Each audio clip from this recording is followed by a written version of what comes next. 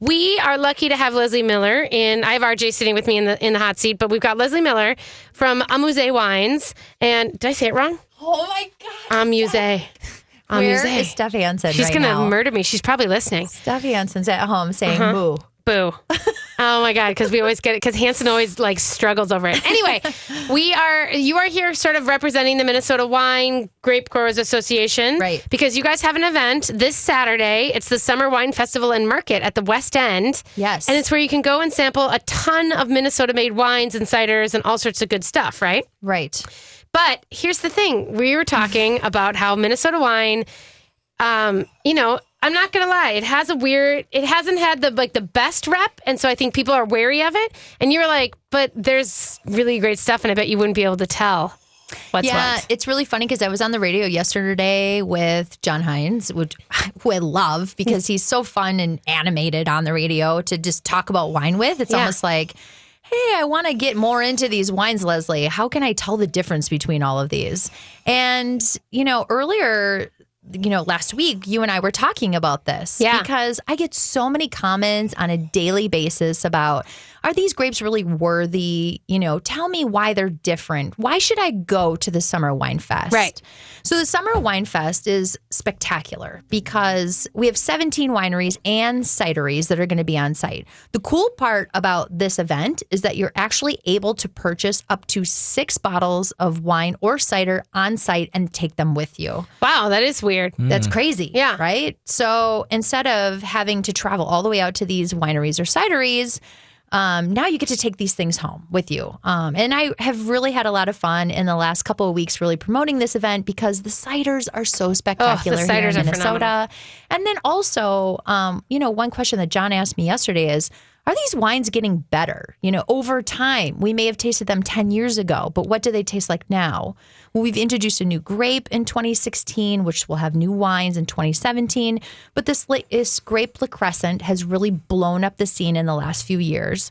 We've given the Governor's Cup to it many times over. So I got to tell you, just the white wines have thoroughly impressed me. Oh, good. Yes. Okay. So what I did here today is I brought 4 blind wines. So the 3 of us are going to blind wine. I wish I had music for that, but I sure don't. Yes. Okay. So with this, I thought it would be really fun to give you variations of kind of the style of white wine.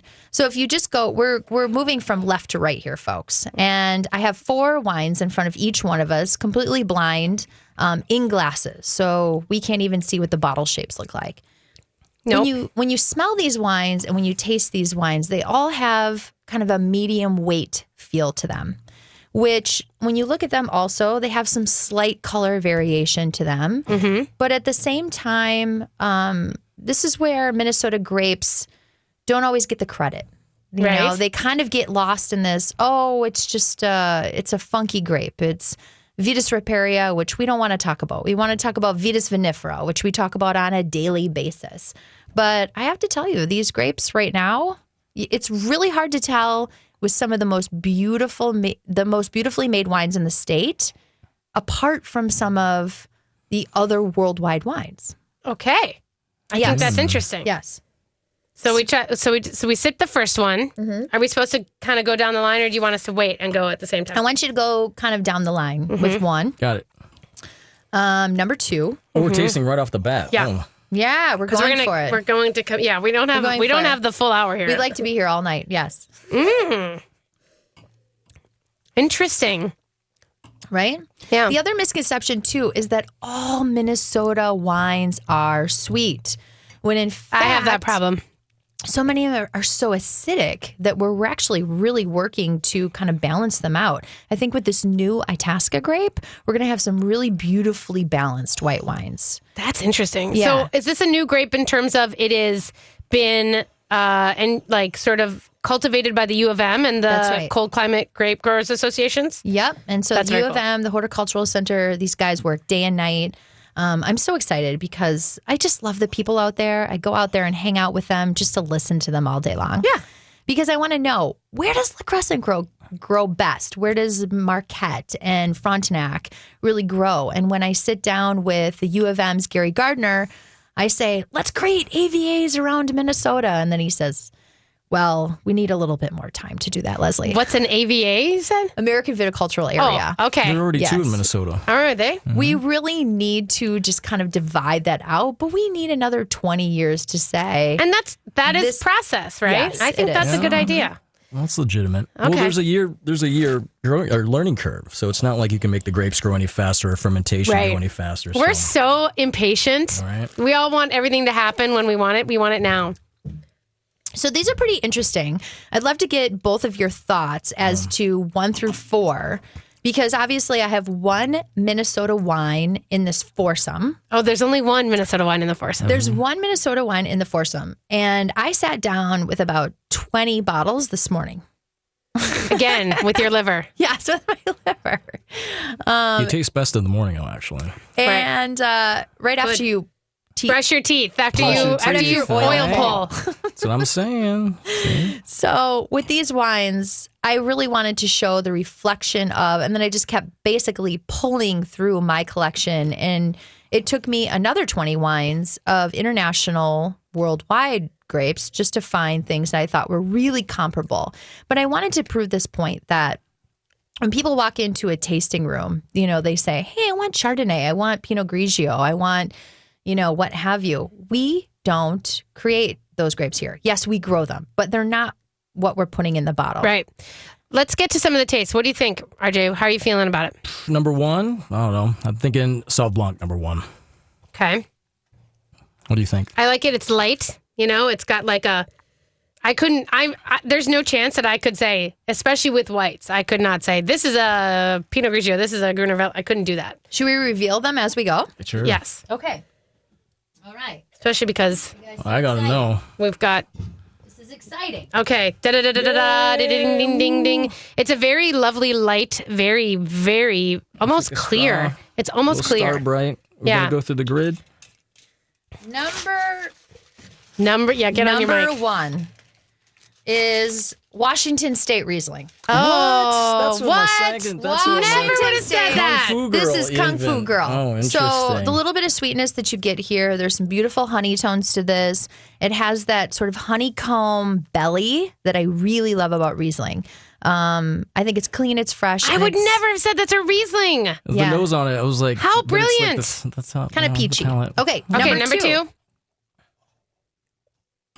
This is so fun. Do a reveal. We're gonna have to gotta scooch speed it up.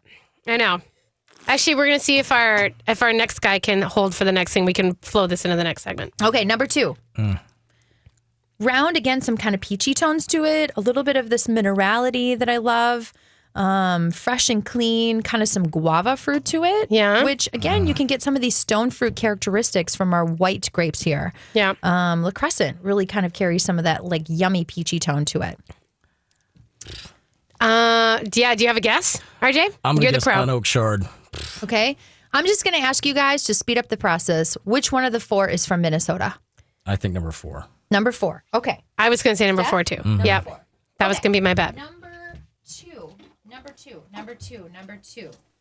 This number 2? Nope. Number 2 is It's like what? Number 2 is Villa Wolf Pinot Gris from Germany. Oh. And so Villa Wolf Pinot Gris, you've got that Pfalz. round kind of peachy tone to it. Number 3. Number 3. Number 3. Interesting. Number 3 is Chancaska. Chancaska. Number 3 is the Minnesota wine. What is this one? This is the Petite Colline, this is their Brianna and Edelweiss. And I have to say, I'm pretty impressed with this because these guys make a great balanced wine. And when I tasted this amongst other grapes out there, I thought, okay, those 2 grapes are not always my favorite, but when you blend them together, they pick them very early in the harvest. And so you got this beautiful, bright acidity. So I think you get a really nice balanced wine. Fooled me because it's very sweet. This Yeah. is like chewy and so I'm like, they picked this early. God, I'd hate to see like 100 days. This was the sweetest one. The This third was- one The third was? one was the sweetest one for me. And you thought that was not Minnesota wine. You thought no, that I was thought number 4. Yeah. So what I is thought number? this was like some So- crazy old Riesling. And I was like, Oh. because it's like thick and So number 4 is J Pinot Gris. That's from the Russian River. J is where J is located. Their Pinot Gris, or Pinot Grigio is actually from different parts of California. But again, kind of that fruit-forward, peachy tone to it that gives you just that round character. Yeah. Right? That's interesting. Yeah. Wow. So you guys both picked number 4, the J Pinot Gris. When in fact, when I really tasted these against all 4 of these, and again, like I said, I started with about 40 bottles here. The Chancaska, I gotta say, you know what? We give them a lot of awards during the cold climate. Yes, we do. And they do a great job. They make balanced wines that I'm very proud of to represent in the state. I mean, there's some